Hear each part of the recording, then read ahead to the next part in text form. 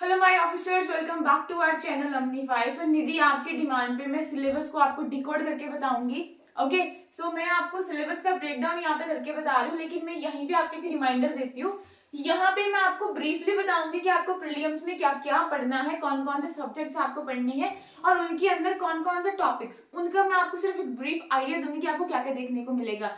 लेकिन हर एक सब्जेक्ट का, हिस्ट्री का, उसका सिलेबस मैं आपको डिकोड करूंगी नेक्स्ट वीडियो में। देन ज्योग्राफी, ऐसे करके जो भी आपके सब्जेक्ट्स बचेंगे उन सब का मैं क्या कर दूंगी, आपके लिए सिलेबस डिकोड कर दूंगी। राइट, तो आज हम क्या देखने वाले हैं, हम लोग प्री एग्जाम की बात कर रहे हैं। तो जैसा कि आपको पता होगा, अगर आप लोग बिगिनर हो तो आपके प्री में आपको दो पेपर देखने को मिलते हैं। राइट, एक पेपर होता है आपका जनरल स्टडीज का पेपर, जिसको आप लोग बोलते हो पेपर नंबर 1, एंड एक पेपर होता है आपका सी सेट का पेपर, जिसको आप लोग बोलते हो paper number 2।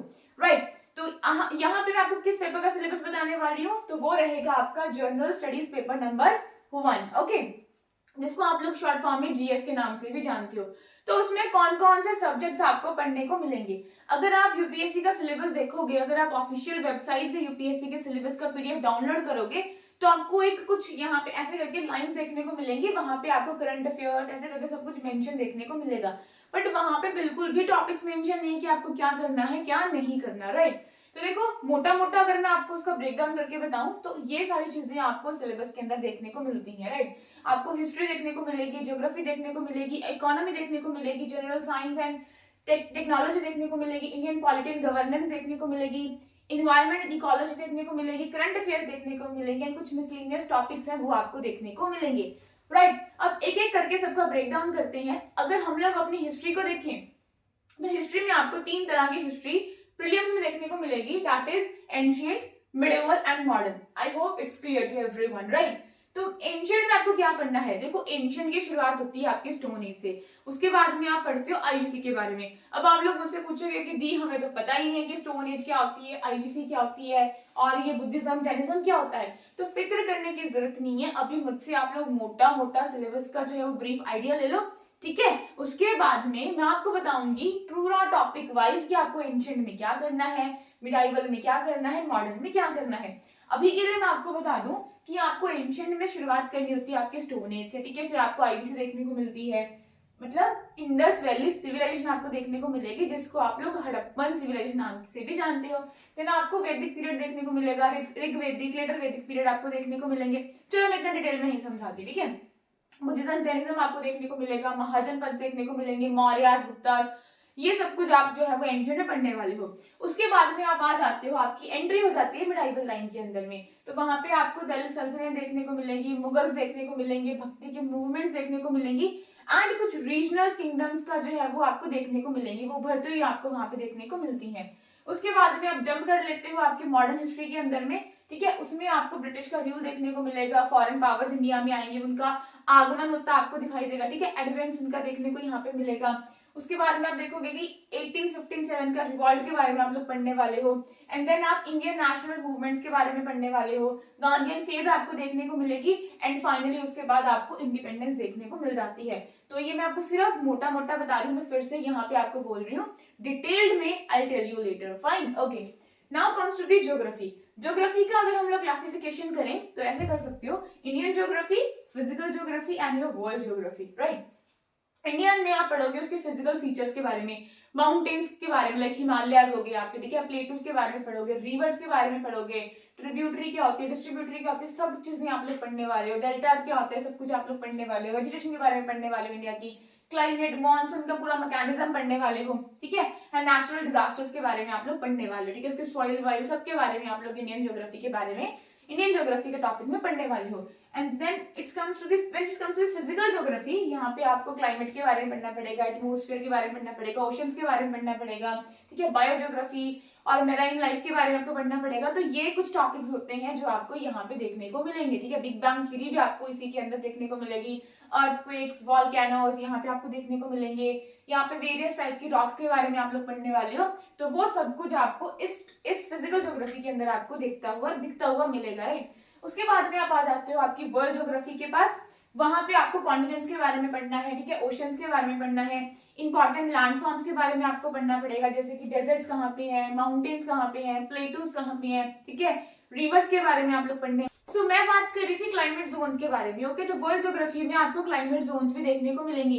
And one more thing, I am really very sorry अगर आपको लग रहा है कि मेरी जो राइटिंग है वो हवा में उड़ रही है, क्योंकि मुझे बहुत अर्जेंट काम है, तो मुझे यहाँ से जाना पड़ेगा, जिसकी वजह से फटाफट करने के चक्कर में मैं फ्लाइंग हैंड राइटिंग में जो है वो लिख के बता रही हूँ आप सबको कि कौन सा सिलेबस रहने वाला है, कौन सा नहीं रहने वाला, राइट।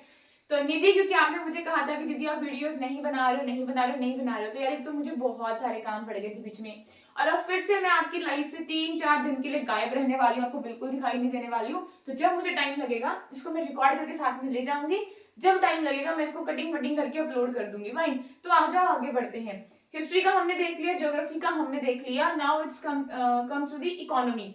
तो when it comes to the economy तब हमें उसमें पढ़नी होती है बेसिक इकोनॉमिक्स, ठीक है। उसमें हमें क्या पढ़ना होता है, हमें जीडीपी के बारे में पढ़ना होता है, मॉनेटरी पॉलिसी के बारे में पढ़ना होता है, फिस्कल पॉलिसी के बारे में पढ़ना होता है, ठीक है, जैसे बजट हो गया आपका, फाइन, आपका बैंकिंग सिस्टम हो गया, टैक्स के बारे में पढ़ोगे, ये सब चीजें आप लोग, एक जो कॉन्सेप्ट होते हैं आपकी, उसको हम लोग बोलते हैं बेसिक इकोनॉमिक्स, फाइन, उसमें हम लोग पढ़ते हैं।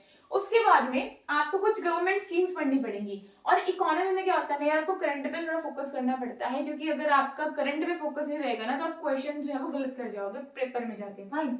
तो आपको जो इंपॉर्टेंट स्कीम्स रहती हैं, पॉलिसीज रहती हैं, प्रोग्राम्स रहते हैं गवर्नमेंट के, हेल्थ के रिगार्डिंग, एजुकेशन के रिगार्डिंग, एम्प्लॉयमेंट के रिगार्डिंग, ये आपको देखने पड़ते हैं इकोनॉमी के अंदर में, फाइन। उसके बाद में इंटरनेशनल इकोनॉमिक्स की बात करूंगा, अगर मैं आपकी इंटरनेशनल इकोनॉमी की अगर मैं आपकी बात करूं, तब आपको आईएमएफ के बारे में पढ़ना पड़ता है, वर्ल्ड बैंक के बारे में पढ़ना पड़ता है, ठीक है, डब्ल्यूटीओ के बारे में पढ़ना पड़ता है, एफडीआई फॉरेन डायरेक्ट इन्वेस्टमेंट के बारे में पढ़ना पड़ता है, ग्लोबल इकोनॉमिक जो ट्रेंड्स रहते हैं उसके बारे में आपको पढ़ना पड़ता है। और यहाँ पे प्लीज ध्यान रखना कि जब इकोनॉमी की बात आती है तो आपको करंट अफेयर्स पे बहुत अच्छे से ध्यान देना पड़ता है, फाउंडेशन भी बनाओ, कॉन्सेप्ट्स पे भी ध्यान दो, ठीक है, जो करंट में आ रहे हैं। तो ये चीज आपको समझ में आ गई। मैं इसीलिए भाग रही हूँ क्योंकि मैं सिर्फ आपको यहाँ पे ब्रीफ आइडिया दे रही हूँ, ठीक है, ब्रीफिंग दे रही हूँ। यहाँ पे डिटेल्ड में डी कोडिंग में आपको बाद में करवाऊंगी, ठीक है, एक एक सब्जेक्ट की, किसमें क्या पढ़ना है, किसमें क्या नहीं पढ़ना। ओके जी, तो ये चीज है। अब देखते हैं इंडियन पॉलिटी एंड गवर्नेंस में प्रीलिम्स के लिए हमें खास करके क्या पढ़ना होता है।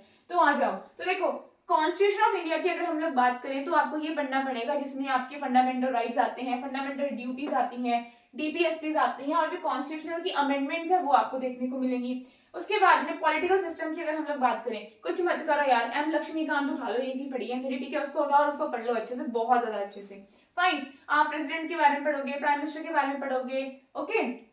एक तरफ आपको सेंटर के बारे में पढ़ना है, एक तरफ आपको स्टेट के बारे में पढ़ना है, तो उनकी जो पोजीशन है उसके बारे में पढ़ोगे, स्टेट में जो पोजीशन है उनके बारे में पढ़ोगे, सिंपल। सुप्रीम कोर्ट के बारे में पढ़ोगे, हाई कोर्ट के बारे में पढ़ोगे, ओके। पंचायती सॉरी स्टेट गवर्नमेंट मैंने आपको बता दिया, सेंट्रल गवर्नमेंट मैंने आपको बता दिया, पार्लियामेंट के बारे में पढ़ोगे, ठीक है। ऐसे कर करके आपको इन चीजों के बारे में पढ़ना है। पॉलिटिकल सिस्टम जो है वो आपका इसका हेडिंग ही रहता है। कुछ मत करो यार, हाथ जोड़ के विनती है, लक्ष्मीकांत को उठा लो। और मैं बहुत तेज बोल रही हूँ, ये मुझे भी पता है, क्योंकि यार फिर मैं फालतू में वीडियो को स्ट्रेच नहीं करना चाहती, क्योंकि यहाँ पे मैं सिर्फ और सिर्फ आपको ब्रीफिंग दे रही हूँ, नथिंग एल्स, फाइन, ओके। सो गवर्नेंस में हमें क्या पढ़ना है, हमें पढ़नी है पॉलिसीज के बारे में, स्कीम्स के बारे में, प्रोग्राम्स के बारे में, पंचायती राज इंस्टीट्यूशंस के बारे में हम लोग पढ़ने वाले हैं, ट्रांसपेरेंसी, अकाउंटेबिलिटी, ये सब कुछ क्या होता है, आरटी, ये सब चीजें आप लोग इसमें देखने वाले हो, ये आपको मिलेंगी गवर्नेंस के टॉपिक के अंदर में, ओके।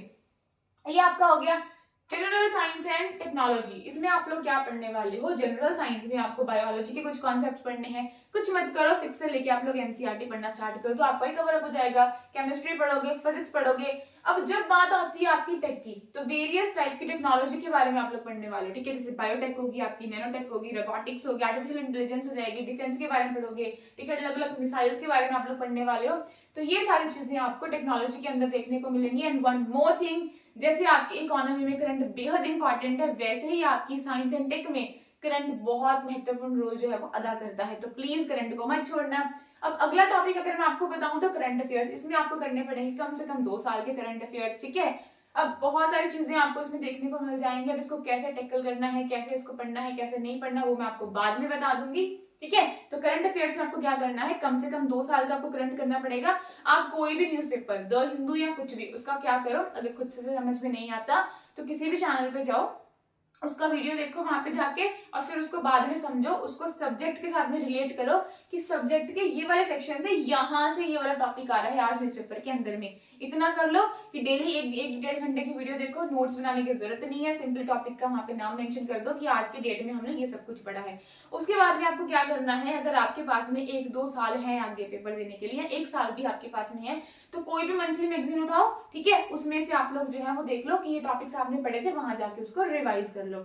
समझ में आ गया इतना? और उसके बाद में जब आपकी पीटी 365 आती है, कुछ भी आता है, उसके बाद में मॉक वगैरह दोगे, तो वही आपका सारा करंट क्या हो जाएगा, रिवाइज हो जाएगा। अगर आपको ऐसे नहीं करना, एक और चीज बताती हूँ, डेली वीडियो करो करंट अफेयर्स की, ठीक है, 10 हिंदू की कर ली, किसी पेपर की आपने कर ली, उसके बाद में उस पे यूट्यूब पे जाओ, डालो weekly current affairs of economics, ठीक है, weekly current affairs of geography, weekly current affairs of international relations, ऐसे कर करके आप क्या कर सकते हो, वीकली अपने करंट्स को बड़े स्मार्ट वे में कवर अप कर सकते हो। फाइन। उसके बाद में आपको देखने को मिलेगा आपका इन्वायरमेंट एंड इकोलॉजी। अब इसमें आपको क्या पढ़ना है, तो आ जाओ जरा यहाँ पे हम लोग देखते हैं, मैंने आपका मेंशन करा है, क्लाइमेट चेंज के बारे में पढ़ने वाले हो, ठीक है, ग्लोबल वार्मिंग के बारे में पढ़ोगे, पोल्यूशन के बारे में पढ़ोगे, वेरियस टाइप का पोल्यूशन आपको देखने को मिलेंगे, उसके बारे में पढ़ोगे, कंजर्वेशन एफर्ट्स बहुत इंपॉर्टेंट है, इसके बारे में पढ़ने वाले हो, ठीक है, बायोडाइवर्सिटी के बारे में पढ़ने वाले हो, और जैसे मैंने बोला इकोनॉमी में, साइंस एंड टेक में, वैसे ही आपका इन्वायरमेंट में क्या है, करंट बहुत बहुत बहुत ज्यादा इंपॉर्टेंट है। समझ में आ गया जी? ओके। और इसकी वेटेज भी आपकी बहुत ज्यादा आपको प्री के पेपर में देखने को मिलेगी, वो सब आप लोग जानते हो कि क्यों। उसके बाद में आपको कुछ देखने को मिलेगा मिसलेनियस सेक्शन में, यहाँ पे आपको जैसे बजट आ गया, इकोनॉमिक सर्वे आपका आ गया, इंडिया की रैंकिंग क्या है, वेरियस ग्लोबल के जो इंडाइसेस आते हैं, जो इंडेक्स आते हैं, उसमें इंडिया कहाँ पे स्टैंड करता है, क्या है क्या नहीं है, वो सब कुछ पढ़ने वाले हो, ठीक है। और इंटरनेशनल जो समिट्स होती हैं, हमारे जो एग्रीमेंट्स होते हैं, आप इसको आईआर सेक्शन के अंदर भी ले सकते हो, ठीक है, वो पढ़ सकते हो। ईज ऑफ डूइंग बिजनेस, वो सब चीजें, मतलब उसमें इंडिया कहाँ स्टैंड कर रहा है, कहाँ नहीं कर रहा है, एचडीआई में इंडिया का क्या है क्या नहीं है, क्या रैंकिंग है, सब कुछ आपको क्या करना पड़ता है, ये भी आपको यहाँ पे देखना पड़ता है। समझ में आया? तो बहुत सारी चीजें मैंने आपको यहाँ पे बता दी हैं। तो यही आपका एक मोटा मोटा एक ओवरव्यू था जो मैंने आपको सिलेबस का दे दिया है, प्री के पेपर 1 का, जिसको हम लोग बोलते हैं जीएस का, जनरल स्टडीज पेपर नंबर 1। और मैं इतनी स्पीड से इसलिए बोल रही हूँ क्योंकि यार मैं फटाफट इस वीडियो को कवर अप करना चाहती हूँ। डिटेल्ड वीडियो मैं आपको उसकी जल्दी प्रोवाइड कर दूंगी, सो तब तक के लिए यार प्लीज वेट करना। एंड निधि देखो इतना सा मैंने बना दिया यार, I am really very sorry, मैं इसको आगे नहीं बना पा रही हूँ। So everyone, thanks for watching and thanks for listening, bye bye.